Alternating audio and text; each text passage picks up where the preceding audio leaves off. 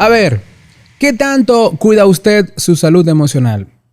¿Qué tanto es usted de esas personas que tienen un psicólogo, hermano, primo, su mamá, su papá, un tercero? ¿Qué tanto se lleva usted de los consejos de las redes sociales?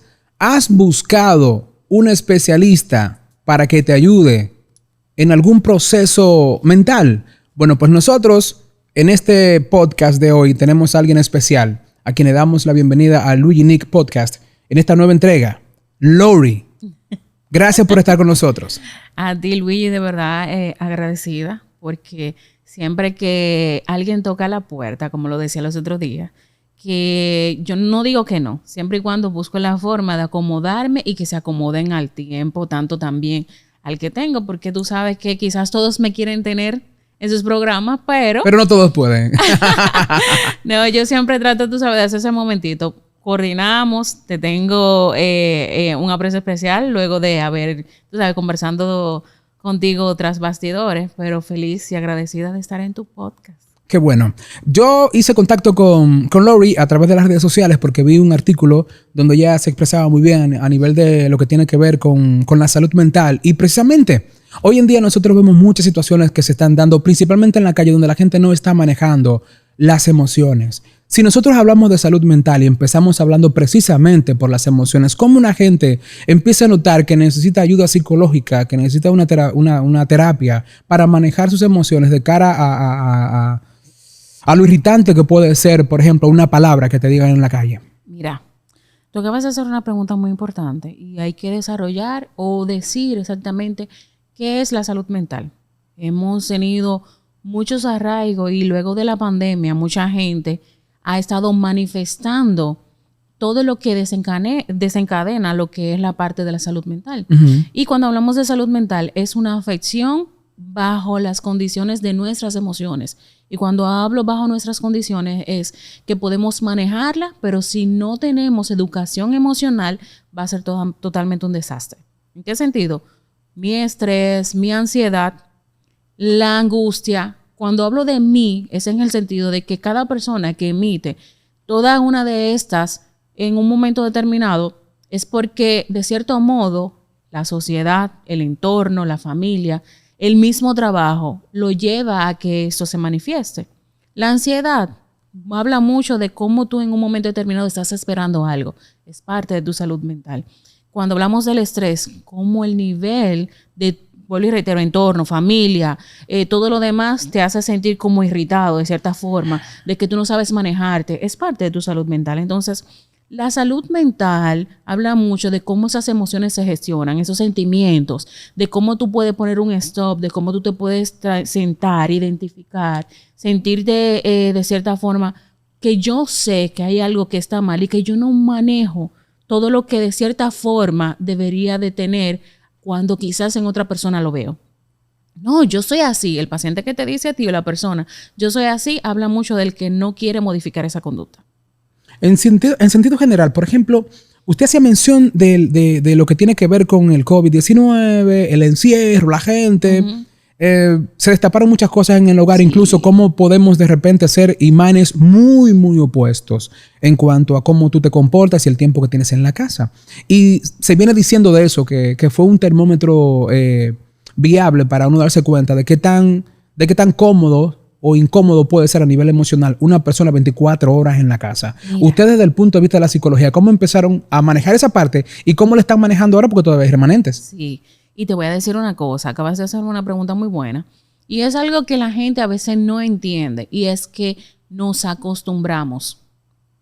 Entonces, cuando hablo de costumbre es que tú de cierta forma replicas cada día un patrón. ¿En qué sentido? Si de lunes a viernes te levantas a las 5 o 6 de la mañana, el día que comiences a despertarte a las 10 porque no tienes trabajo o estás de vacaciones, tu cuerpo está totalmente adecuado y acostumbrado a levantarse a las 6. Tú dices, ay, yo me quiero levantar tarde.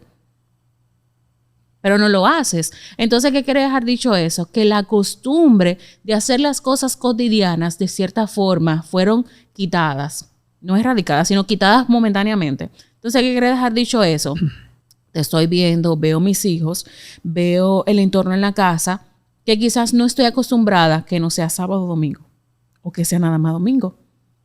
Entonces, como todo eso comienza todos los días, me siento bien hoy, mañana, pero ya el tercer día me siento incómoda. Comienzo a ver, principalmente las mujeres, reguero, desorden, inquietudes, mamá, los niños, el teletrabajo. Todas las informaciones que tú hacías desde un entorno diferente, comienzas a tenerlo en el entorno familiar, en el entorno conjuntamente con lo que es la casa. Entonces, ¿qué va a pasar ahí? Que tú comienzas a manejarte diferente y tus emociones comienzan a irritarse. Entonces, cuando tú te comienzas a irritar, ese nivel de ansiedad, ese nivel de estrés, pues y reitero, del reguero, el entorno en la casa. Mira, fulano, que tú nada más te has pasado el tiempo sentado ahí. O mira, fulano, tú nada más estás viendo Facebook o Instagram o TikTok, que TikTok tuvo un realce mucho increíble, más significativo en la pandemia porque la gente no tenía más cosas que hacer que estar rezagado en la casa. De las emociones más incontrolables y peligrosas está la ira. Sí. Y en ese tiempo de pandemia y ahora mismo lo que estamos viviendo en cuanto a ira se refiere, lo vemos en el hogar, lo vemos en el trabajo, pero más lo vemos en la calle. Entonces, ¿cómo nosotros empezamos a darnos cuenta que ese sentimiento nos está dominando y que simplemente explotamos con lo mínimo? Mira, ¿tú sabes qué pasa? Que muchas veces tenemos un bombardeo de informaciones donde nos dicen a nosotros que debemos de expresarnos no importa dónde sea, cómo sea y con quién sea. Expresarte habla de la comunicación. Y la comunicación es yo poder... No de gritar y pelear. No, es de yo poder sentarme contigo y decirte lo que es realmente sin molestarme, porque es comunicar. Y cuando yo comunico, expreso no solamente mis emociones, sino mis inquietudes. Pero cuando yo lo hago desde el nivel de la ira, que son las emociones no son malas. Las emociones todas son necesarias, pero la encasillamos en la parte negativa porque de cierto modo, cuando se desenfrenan, entonces tienen un efecto negativo en las personas, tanto de quien la dice, que la emite y quien la recibe. Entonces, ¿qué pasa ahí cuando automáticamente yo, en vez de comunicarte, me airo y te vocifero cosas desde mi enojo? Todas las cosas cambian. El que yo te diga, Luigi, mira, no me gusta esa copa.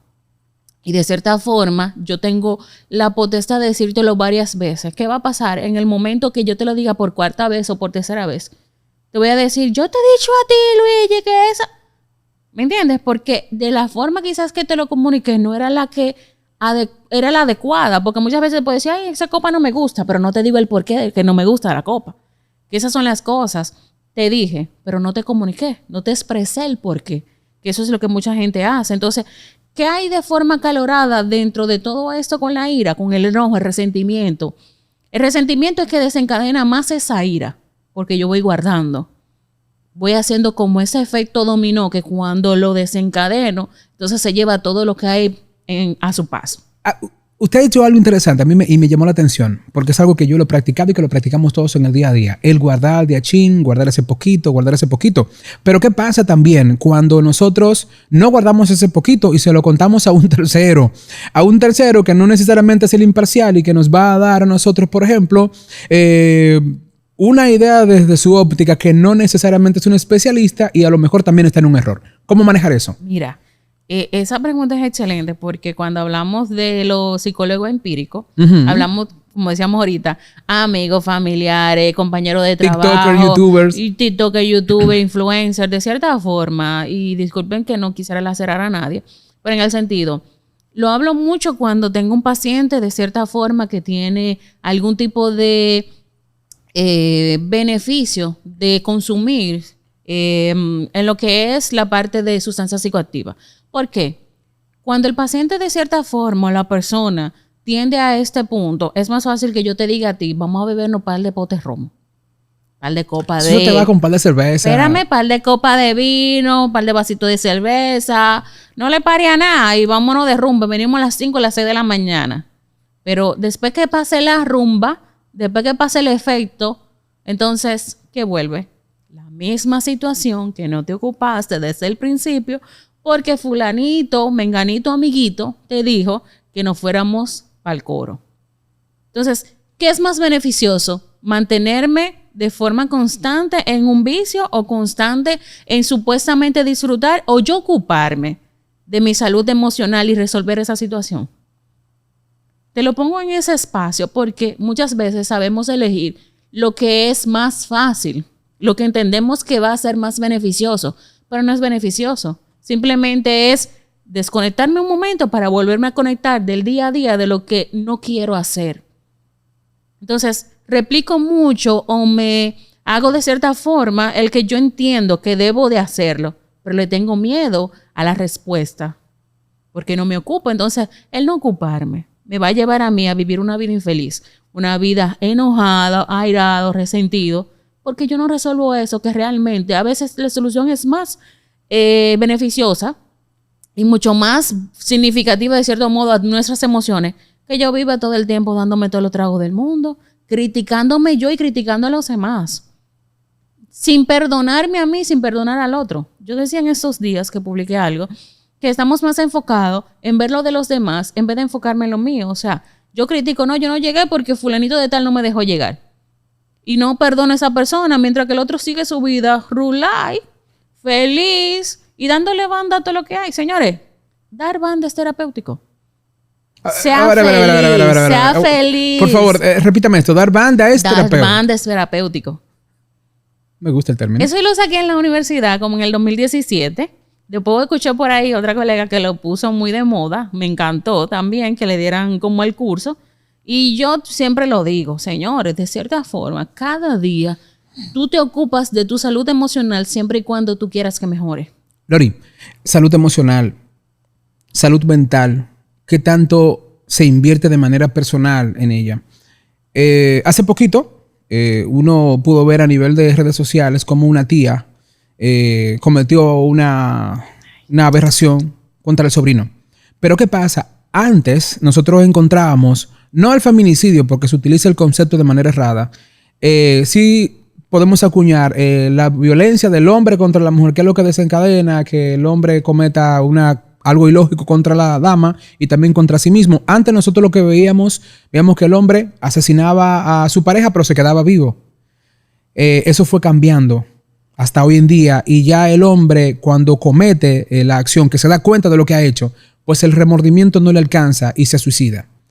Decimos nosotros desde fuera porque no estamos en el momento y no podemos entrevistarlo para preguntarle. Sin embargo, a mí me llama la atención, hablando de este tema, el hecho de cómo podemos hacer una relación en cuanto a salud mental se refiere y qué puede estar pasando por la mente de una tía que le hace esto a su sobrino, que es su sangre, o en el caso de un hombre que se ha pasado toda la vida con su mujer y que de buenas a primeras, porque ella ya se cansó, lo que sea, no quiere, decide asesinarle y él entonces se suicida. ¿Cómo vemos nosotros esto desde la salud mental y cómo manejar esto? Mira, es penoso ver cómo alguien de forma inhumana puede hacer cosas como esta. O sea, no conozco el contexto si la tía tiene hijos o no. No sé cómo fue su niñez, porque me gusta mucho que cuando en contextos como estos siempre se va directamente a cómo es la niñez de la persona.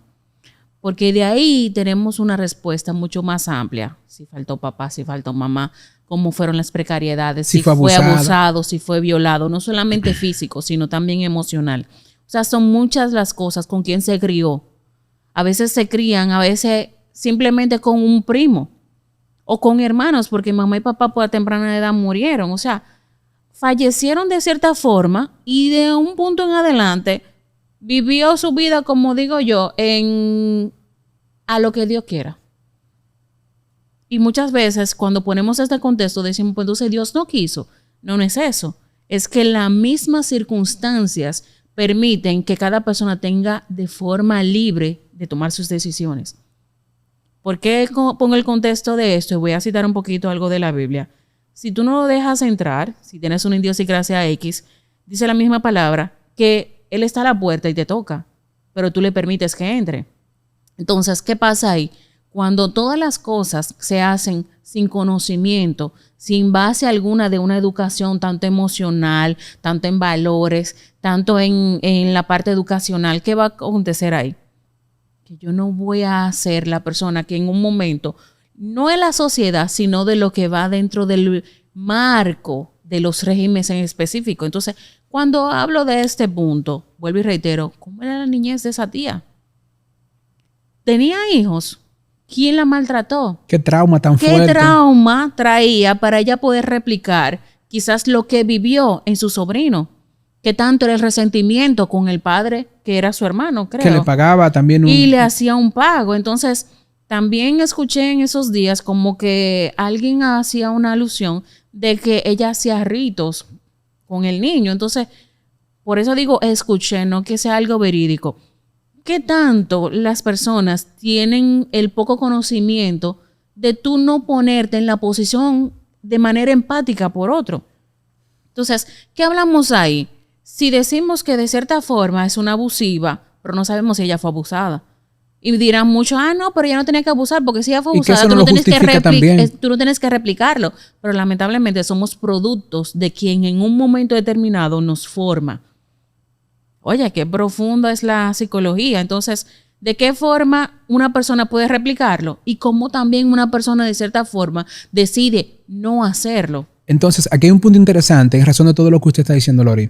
Así como llevamos al niño al pediatra, así como llevamos al niño a cualquier especialista o una situación que nosotros de repente podemos ver, de igual manera yo entiendo que es necesario que se fomente las visitas de los niños a su psicólogo a temprana edad, porque esto puede dar como resultado que 20 años después no tengamos nosotros entonces una noticia como la que anda en estos días en los medios, supongo. Mira, yo soy partícipe y siempre lo he dicho, de que si hubiera un fondo, y discúlpenme, que yo sé que hay vallas que dicen que usted tiene una situación, llame a tal número y que de ahí se le va a dar asistencia psicológica. Falso. La asistencia psicológica no es una llamada nada más. Eso es un proceso constante. Las personas van a terapia las primeras 5 semanas y hasta 6 de forma continua, semanal. Luego de ahí se va extendiendo mediante la situación que tiene el paciente y se va extendiendo un poco porque se le va dando espacio para que pueda de cierta forma poner en práctica lo que va aprendiendo en terapia. Entonces, ¿qué quiere dejar dicho eso? Hablo de nuestra situación como República Dominicana, que aportara un poco más en la salud mental, aportara un poco más a tener lugares que nuestra población de escaso y precario recursos pueda ir y tomarla. Y que esos profesionales también sean remunerados de forma consciente y eficiente. Algo que no pasa. ¿Me entiendes? No es de que te vamos a pagar cada 30 días y a veces hay 90 días y no se le ha pagado, porque eso pasa cuando hay, un ejemplo, hospitales y se van a huelga. ¿Quiénes son los primeros afectados? Los pacientes. ¿Me entiendes? Entonces, ¿qué acontece con eso? Que nuestra República Dominicana, vuelvo y reitero, debería de tener un aporte en cuanto a la salud emocional, porque aquí necesitamos bastante de esto. Y puedo apuntar un poco más sobre eso que está diciendo Lori. Es el hecho de que para todo se destinan fondos. Sin embargo, está demostrado a nivel de todo lo que usted quiera, simplemente entre las redes sociales o visite los principales diarios nacionales y usted se va a dar cuenta que tenemos un problema de salud mental grave. Y no solamente cuando tenemos episodios como estos que estamos comentando, sino también lo vemos en la calle. Claro. Cuando lo vemos en la calle, lo vemos con el hecho de que un roce de vehículos, simplemente tú te atraviesas y no me dejas pasar. Hay unas palabrotas ahí que, producto de ellas mismas, nosotros tenemos un montón de gente en el cementerio actualmente. Y lo que sacan armas de fuego. Los que sacan armas de fuego, los machetes. Amenazas. Tú hablabas de algo también dentro de la pregunta que me hiciste, y es sobre el contexto de una persona emitir una acción violenta. Pero también debemos de identificar qué tanto yo replico lo que recibo. ¿En qué sentido? Hay rasgos, y hablamos rasgos de la personalidad, y voy a ser muy específica en uno que es el que está últimamente en tope, no solamente en República Dominicana, en el país y en las demás naciones, y es el narcisismo, el egocentrismo, el yo no dejarte ser. Hay muchos de estos que son con rasgos de pasivos agresivos, que de forma pasiva te hago la guerra. Y quien la recibe no se da cuenta. De cierto modo se siente hostigado, se siente preso, aún ejerciendo de forma pasiva esa agresión también de forma consciente. ¿En qué sentido? De que el narcisista te va a agredir físico o emocional. Te va a agredir no solamente en aislarte de tus familiares, amigos, entorno y demás, pero también tus propios hijos van a sufrir, y hasta tu familia, de cierta forma, de las amenazas de un contexto narcisista. Muy, muy interesante ese punto del que hablas, porque entonces yo hago una relación aquí.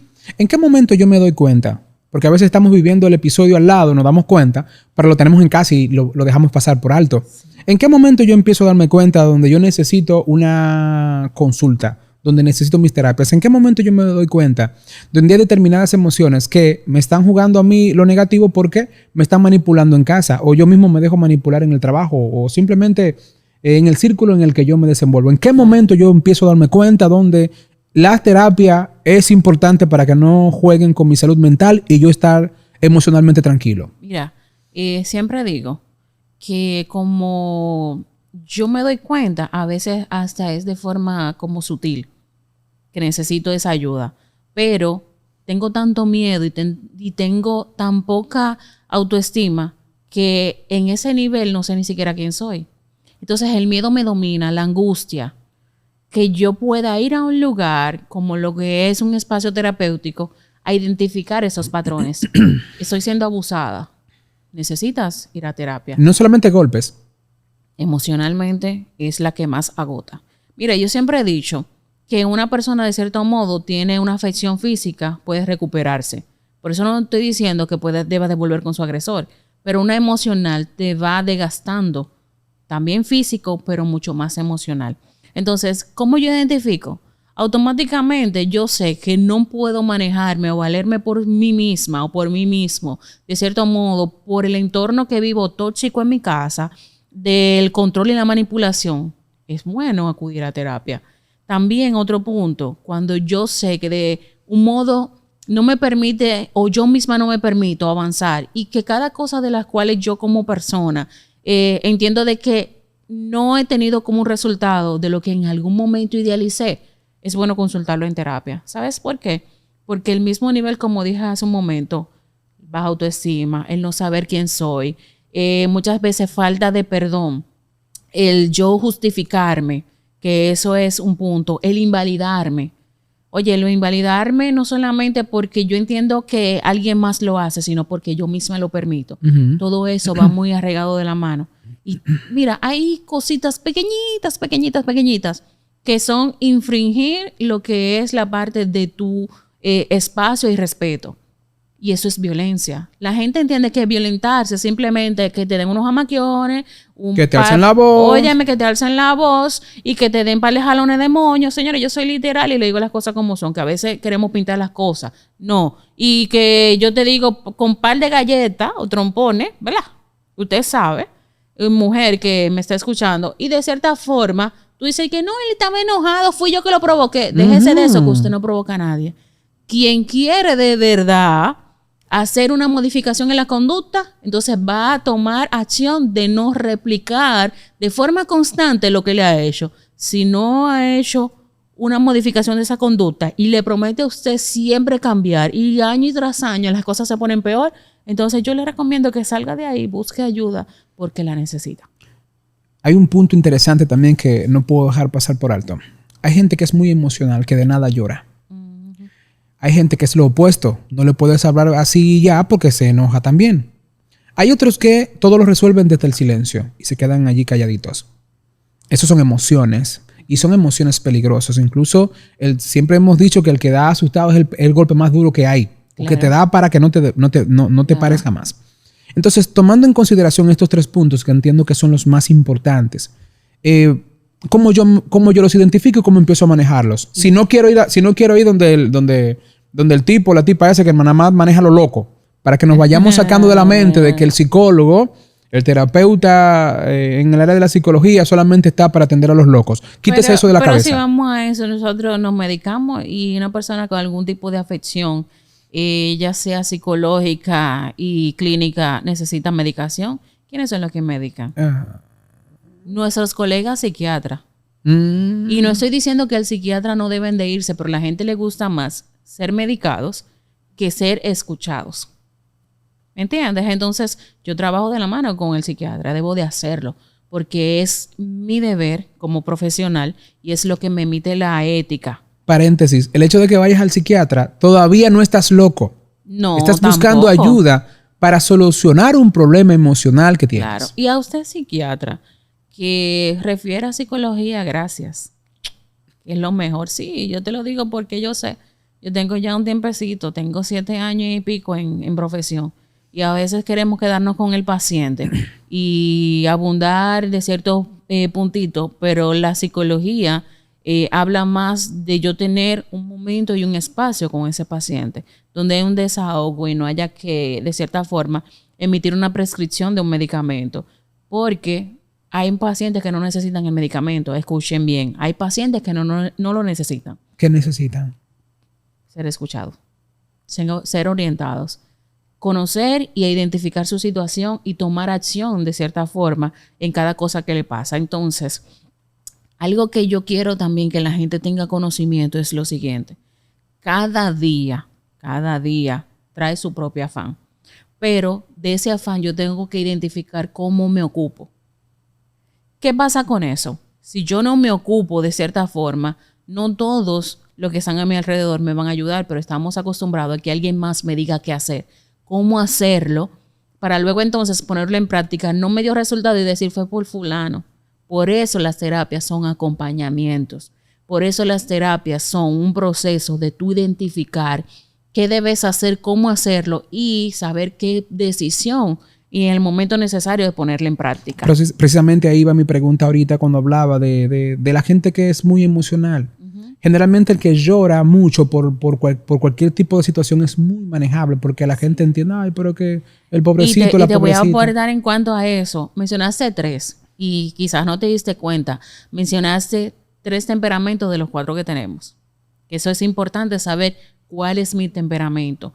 El 4º temperamento es la persona que de cierta forma tú le dices todas las cosas que lo puedan ofender, pero se siente mal, pero lo toma a chiste. Que es peor todavía. Déjame decirte. Voy a citar los 4 temperamentos. Primero, el colérico, que es la persona que es líder, que es de carácter fuerte, muy fuerte. ¿Es usted colérico? Y puede en un momento determinado ofender a quien está a su alrededor. Es excelente líder, pero si no tienes manejo de las emociones, puedes lacerar las emociones de los demás. Ese es uno, el colérico. Atención, el 2. Tiene su parte buena y su parte negativa, como todos. El melancólico. El melancólico, la mayoría de los artistas entran dentro del concepto melancólico porque él es el que puede tocar tus emociones, ya sea haciendo cualquier tipo de arte, canciones y entre otras. Por eso el melancólico, de cierta forma, hasta ahora los estudios indican que es el temperamento más rico de todos. Pero ¿qué pasa? El melancólico, así mismo como lo dice, tiene su melancolía, puede de cierta forma crear mucho resentimiento, guardar, pero sobre todo es rencoroso. Vuelvo y reitero, todos los temperamentos son muy buenos, pero cada uno tiene su parte positiva y negativa. El sanguinario es el 3. o el sanguíneo es el que tiene mucha efusividad, como dice así mismo, en la sangre. Es una persona que es el alma de la fiesta, todo le cae muy bien y de todo. Llega un momento que si tú tratas de ofenderlo, él puede tomar la ofensa. Pero luego entonces, como digo yo, le da banda a eso. Se ponen esto, pero aunque las cosas estén ahí, siempre tienen una sonrisa y un momento para estar vivo en el entorno, como que no pasa nada. Y está el flemático, que es la parte de la persona que guarda, que se calla, que todo lo hace a su tiempo, todo lo hace lento. Por eso dicen que el que da con miedo puede en un momento dar hasta que el otro no se pare. ¿Por qué razón? Porque lo hace tan lento, identifica a su víctima, lo hace tan específico, que automáticamente al tiempo que la otra persona entienda que lo vaya a hacer, no se va a dar cuenta, porque es flemático, tranquilito. Pero eso no quiere dejar dicho que esa persona de cierto modo no tenga una parte negativa, que es, también es rencoroso, pero sobre todo automáticamente te hace las cosas, como dirían por ahí, de maldad, para que tú te molestes y salgas como de tu hábitat, de tu entorno, de tranquilidad.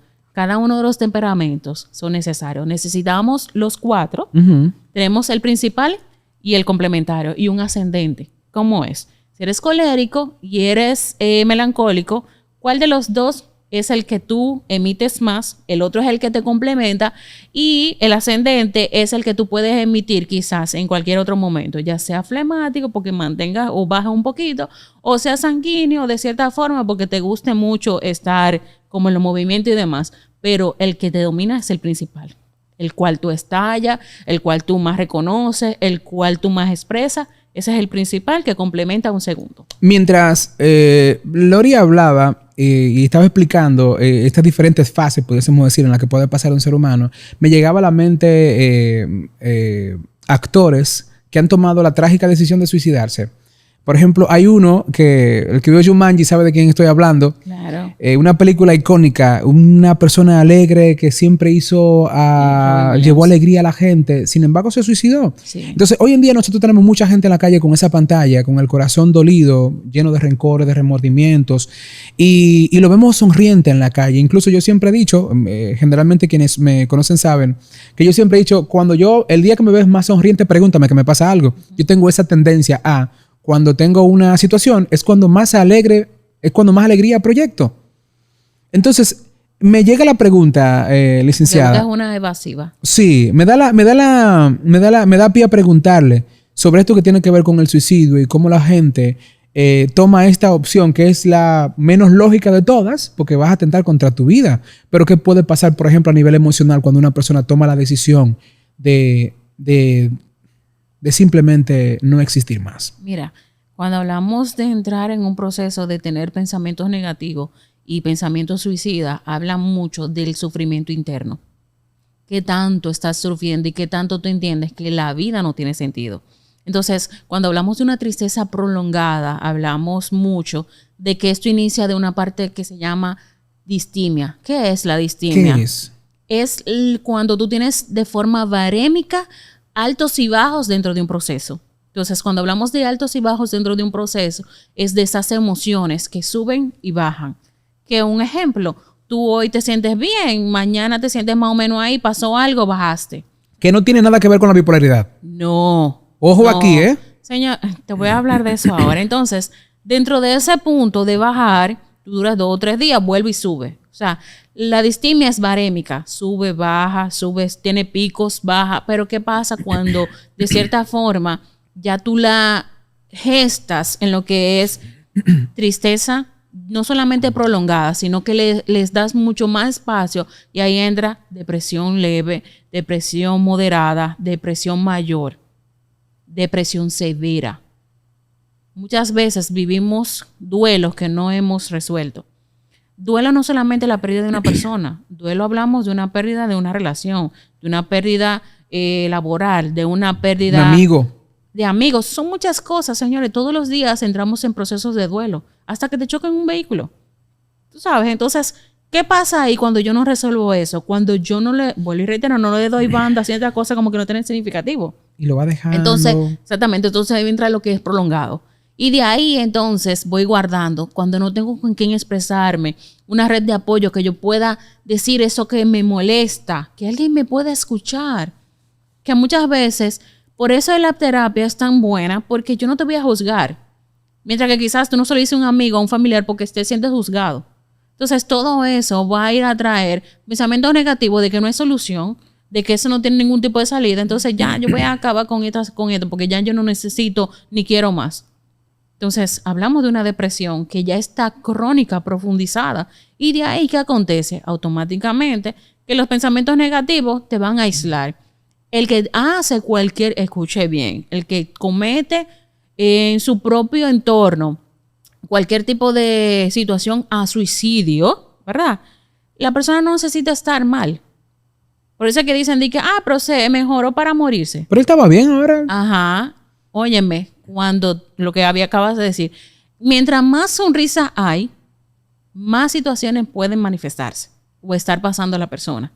Yo siempre he dicho que el día, quiéreme tanto, el día que tú entiendas que yo me sienta bien, porque es cuando más yo te necesito. Porque hacemos esa pantalla o esa cortina de humo para ocultar esas emociones que muchas veces no queremos expresar. También por la poca empatía que hay ahora mismo en la sociedad. Ay, fulano va a decir, yo te digo algo, digo, Luigi, mira, me está pasando una situación, me siento así, me siento asado. Y tú dices, ok, me hace asiento de que estás validando mis emociones, estás validando mi situación, pero de cierta forma ya te molestas porque yo vengo varios días diciéndote lo mismo y tú me dices, ay, pero Laura, no, háblame de otra cosa, ya yo no quiero. Tú comienzas a invalidar lo que yo siento. No, vamos a cambiar el tema. Pero a veces el validar no solamente es yo decirte, vamos a cambiar el tema, es invalidar eso que yo siento. Mejor dime, yo te voy a escuchar. Óyeme, tú tienes ya varios días diciéndome lo mismo. Vamos a ver cómo conseguimos una solución a que eso cambie. No decírmelo de forma exasperante, que muchas veces lacera la emoción de ya quien la tiene lacerada. Entonces, ¿qué yo hago? Me aíslo de ti. O tú vuelves y se lo cuentas a otra persona. Yo me doy cuenta. ¿Qué hace? Lacerar también mis emociones. Entonces, todo eso va siendo un cúmulo de que esas partes negativas que yo vengo arrastrando van a acumularse mucho más porque siento que no hay confianza, no hay lealtad, no hay que la parte empática de que yo tuve la confianza de decirte algo, pero tú lo dijiste para adelante. Estás diciendo algo que a mí me gusta mucho y eso es eso de yo te digo y tú lo dices para adelante. Eso debe suceder. Lori, nosotros tenemos hoy en día los opinadores de redes sociales, los psicólogos de redes sociales, el psicólogo de YouTube, empírico, que no sabe nada, pero es un consejero experimentado con una cantidad de seguidores. El especialista versus este experimentado y la gran cantidad de gente que le está haciendo caso. Mira, es que mucha gente habla de base a su experiencia y los demás, de cierto modo, se van a identificar las vivencias, que la gente se sienta tan conectado en lo que es la humanidad de tu situación a la mía, que hacen match y wow, qué bien. Pero cuando hablamos de un experto, de un profesional de la conducta, de que se hizo en maestría, tiene especialidades, hablamos de profundizar más allá de tus vivencias, más allá de lo que es el día a día. Claro, el día a día es bueno, la experiencia muy buena, pero un youtuber o un influencer o alguien de las redes no me va a hablar a mí de cómo un trastorno de la personalidad puede ser variante. ¿Cuáles de esto pueden desencadenar cualquier tipo de situación incómoda que luego de ahí entonces me lleve a que yo pueda cometer un error? ¿Sabes? Que yo pueda identificar que si tengo baja autoestima no es yo comprarme toda la ropa del mundo, no es yo comenzar a hacer videos en YouTube, en TikTok o en las redes de moda, Instagram y demás, para yo sentir que un grupo de personas acertan, tú sabes, o que me hacen sentir bien por lo que hago. Eso no es salud emocional, ni eso es tampoco trabajar tu autoestima. Porque cuando tú trabajas tu autoestima, ¿tú sabes qué haces? Trabajas desde tu interior a tu exterior. Porque me encanta, siempre cito la Biblia y me gusta mucho algo que dice, el corazón contento, hermosea el rostro. ¿Dónde está el corazón? Adentro. Y tu rostro afuera, que es lo que pueden percibir los demás. Lo que tú sanas desde aquí, entonces va a emitirlo desde tu parte física. Y eso habla mucho de lo que en un momento determinado las personas pueden emitir o pueden realizar. Por eso vuelvo y reitero, las experiencias no son malas, las tips y recomendaciones no son malos, pero de quien la dice o quien la emite o la hace, de cierto modo, va a hablar mucho de qué tipo de persona te le está dando. Porque yo no te puedo decir, Luigi, mira, yo entiendo que de cierta forma tú debes de tomar tu entorno, este lugar y hacerlo diferente. Y tú me dices, a ver, ¿por qué? Bueno, porque yo entiendo de que te va a dar más proyección y demás. Claro, te va a dar más número, te va a dar mucho más proyección quizás para posicionarte y te va a entrar un dinero. Porque tú le estás dando algo que la gente está solicitando. Pero si yo te digo, Luigi, lo que tú estás haciendo te beneficia, aunque no te posicione de cierta forma, pero lo hará en el momento necesario, ¿tú sabes qué va a acontecer? De que automáticamente tú vas a seguir haciendo las cosas como las hace, pero en base a lo que establece el proceso, que eso es lo de la temática de un profesional. El profesional se va en los procesos éticos, que son de trabajar las cosas como van. Yo no te puedo decir a ti que de una persona simplemente escuchar una conferencia, las cosas van a cambiar cuando hay situaciones psicológicas profundas. No están mal las conferencias, no están mal los talleres, no están mal las experiencias, no están mal las vivencias. pero el profundizar con un profesional de la conducta es lo que va a hacer realmente que tú puedas emitir mejor tu conducta. Y de eso me quedo yo en esta parte final. De usted, en vez de ir al TikToker, al YouTuber o a cualquier plataforma independiente a nutrirse de la vivencia quizás de un error de otra persona, usted visite un especialista que le va a decir qué sí usted tiene que hacer y por dónde es que va a marchar la cosa. Y para eso nosotros tenemos profesionales amigos. Este es el caso de Lori. Vas a estar mirando acá durante todo el video su información personal, el lugar donde la puedes encontrar para que sea ella quien te encamine y te lleve hacia la luz que tanto necesitas. Lori, ¿alguna recomendación final para nuestros amigos espectadores? Mira, puedo decirle a la sociedad dominicana, jóvenes, adultos, toda edad posible. Lo primero es que tú debes identificar quién eres, cuáles son sus objetivos y cuáles son tus metas para un 2024 lleno de, podríamos decir, de mucho éxito. Y es saber quién eres, como les reitero. ¿Por qué? Cuando tú sabes quién eres, sabes lo que quieres. Y además de eso, identifica cuáles han sido esas cosas que tú vienes arrastrando y que tú debas de perdonar y que debas dejar atrás. Porque a veces venimos, cerramos un año, entramos uno nuevo, no perdonamos, tenemos muchas cosas con alguien. Póngase a cuenta, no lleve nada de nadie. Todo el mundo tiene su punto y su forma de hacer las cosas, pero que usted no replique lo mismo que otros hacen y que no sea beneficioso para sus emociones. Así que nada, la salud mental es lo principal y luego de eso, entonces, usted va a emitir una mejor forma física de cómo su interior entonces está realmente. Que no sea esta la última. Te quiero nueva vez en el podcast. Cuando tú necesites. Aquí tenemos a Lori, así que muchísimas gracias a ustedes por estar con nosotros y hasta el próximo Luigi Nick Podcast.